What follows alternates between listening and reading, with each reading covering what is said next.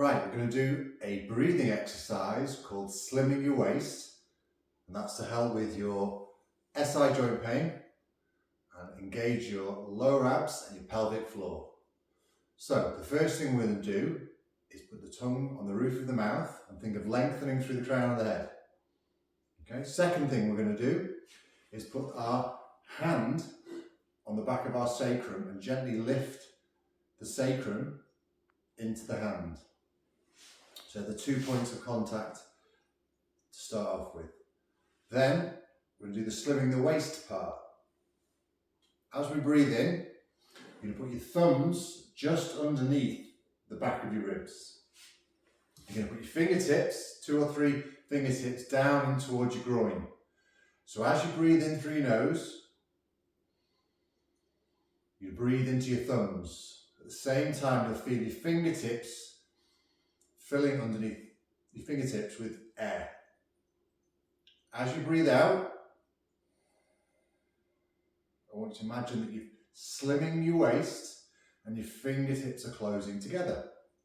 So what that's doing is it's narrowing your waist, but engaging your lower abdominal muscles and closing the front of your pelvis with the force of your muscles and your abdominal pressure. Second thing, so on the second or third breath, breathing into your thumbs at the back. As you breathe out, you're closing the fingers at the front. Breathe in. This time, as you breathe out, I want you to imagine you're lifting your pelvic floor up as you exhale fully. I want you to hold for 5 seconds. So you're doing that to contract strongly in the pelvic floor. So you really feel you're narrowing your waist and you're lifting your pelvis at the same time. What that does is really draw your attention, draw your brain's attention to the muscles of the pelvic floor and the closing at the front of the pelvis.